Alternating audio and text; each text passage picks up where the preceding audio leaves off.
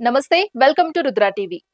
చంద్రబాబు నాయుడు నేతృత్వంలో విశాఖపట్నం త్వరలోనే దేశంలో ప్రముఖ ఐటీ కేంద్రంగా రూపుదిద్దుకోబోతుందనే ఆశాభావాన్ని వ్యక్తం చేసిన కేంద్ర మంత్రి అశ్విని వైష్ణవ్ వ్యాఖ్యలు ప్రస్తుతం రాష్ట్ర రాజకీయ ఆర్థిక వర్గాల్లో చర్చనీయాంశంగా మారాయి. విశాఖలో గూగుల్ ఏఐ డేటా సెంటర్ శంకుస్థాపన కార్యక్రమంలో పాల్గొన్న ఆయన గతంలో హైదరాబాద్ ను గ్లోబల్ ఐటీ హబ్ గా మార్చిన సైబరాబాద్ అభివృద్ధిని గుర్తు చేస్తూ చంద్రబాబు దూరదృష్టిని కొనియాడారు. సైబర్ టవర్స్ నిర్మాణం ద్వారా ఐటీ రంగానికి బలమైన పునాది వేసిన నాయకుడిగా ఆయనను ప్రశంసిస్తూ అదేవిధంగా విశాఖను కూడా టెక్నాలజీ హబ్ గా తీర్చిదిద్దే సామర్థ్యం ఉందని పేర్కొన్నారు. I would like to thank Honorable Chief Minister, one of the visionaries that our country is proud of, Shri Nara Chandrababu Naidu ji. He built the Cyberabad, part of Hyderabad, that cyber tower, which became the journey of our IT services, and today he is building the AI data hub here. I think Visakhapatnam will be called as AI Patnam. What is Visakhapatnam today? Like Cyberabad, it will become AI Patnam. Such a great initiative you have taken, sir. Congratulations to you and salute to your vision and salute to the vision of our Prime Minister, Shri Narendra Modi ji. రాష్ట్ర IT అభివృద్ధిలో యువనేత నారా లోకేష్ పాత్రను ప్రత్యేకంగా ప్రస్తావించిన ఆయన లోకేష్ లో ఉన్న energy, administrative skills భవిష్యత్తు నాయకత్వానికి మార్గదర్శకమని అన్నారు. సమస్యలను వేగంగా అర్థం చేసుకొని పరిష్కరించే సామర్థ్యం ఆయనను యువతకు ఆదర్శంగా నిలబెడుతుందని వివరించారు. I would also like to thank my brother Nara Lokesh ji. His energy and his drive is indeed a phenomenon among the young leaders in our country. The way he pushes everything and the way he finds solutions, that's more important.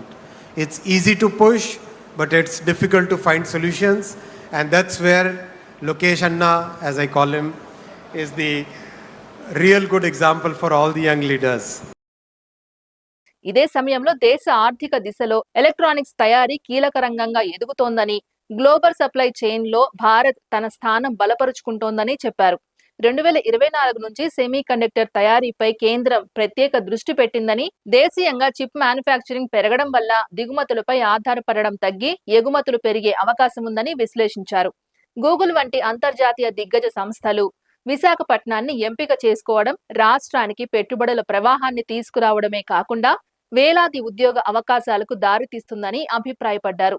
IT, electronics, data centres, startup ecosystem ఇవన్నీ కలిసి వస్తే విశాఖపట్నం త్వరలోనే బెంగళూరు, హైదరాబాద్ తరహాలో tech సిటీగా మారే అవకాశాలు ఉన్నాయని పేర్కొన్నారు.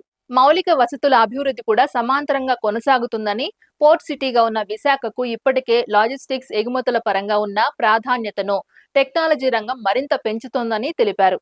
కేంద్రం నుంచి రాష్ట్రానికి పూర్తి సహకారం అందిస్తామని హామీ ఇస్తూ ముఖ్యంగా రైల్వే, రవాణా రంగాల్లో భారీ మార్పులు తీసుకురానున్నట్లు వెల్లడించారు. ఈ నేపథ్యంలో జూన్ 1 నుంచి విశాఖపట్నం రైల్వే జోన్ అధికారికంగా నోటిఫై అవుతుందని ప్రకటించడం ప్రాంతీయ అభివృద్ధికి కీలక మైలురాయిగా భావిస్తున్నారు.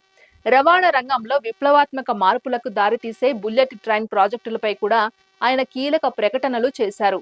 అమరావతి, హైదరాబాద్ మధ్య ప్రతిపాదిత బుల్లెట్ ట్రైన్ ద్వారా కేవలం 70 నిమిషాల్లో ప్రయాణం సాధ్యమవుతుందని, ఇది వ్యాపార, ఐటీ, పరిపాలనా రంగాలకు వేగాన్ని తీసుకురానుందని చెప్పారు.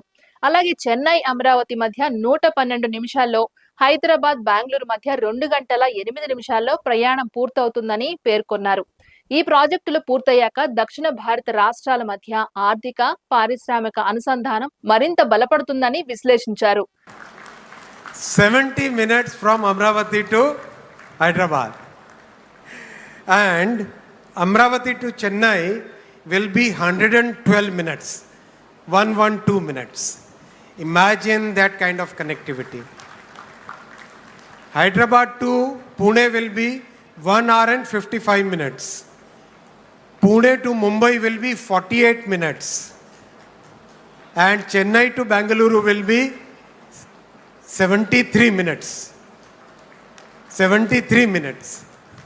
Hyderabad to Bengaluru will become only 2 hours and 8 minutes. That kind of change will come. Chennai నుంచి కోల్కతా వరకు రైల్వే మార్గాలను 4 లైన్లుగా విస్తరించే ప్రణాళికలు కూడా రవాణా సామర్థ్యాన్ని గణనీయంగా పెంచనున్నాయని చెప్పారు. ఈ అభివృద్ధి కార్యక్రమాలు అమల్లోకి వస్తే సరుకు రవాణా వేగం పెరగడంతో పాటు పారిశ్రామిక వృద్ధికి కొత్త ఊపునిస్తాయని అభిప్రాయపడ్డారు. మొత్తంగా చూస్తే ఐటీ, తయారీ, మౌలిక వసతులు, రవాణా కలిసి అన్ని రంగాల్లో సమగ్ర అభివృద్ధి దిశగా విశాఖపట్నం వేగంగా ముందుకు సాగుతోందని, రాష్ట్ర భవిష్యత్తు ఆర్థిక కేంద్రంగా అవతరించే అవకాశాలు బలంగా కనిపిస్తున్నాయని కేంద్ర మంత్రి వ్యాఖ్యలు సూచిస్తున్నాయి. ఇది ఇవాల్టి అప్డేట్. మరో అప్డేట్ తో మళ్ళీ కలుద్దాం. అంతవరకు చూస్తూనే ఉండండి రుద్ర టీవీ.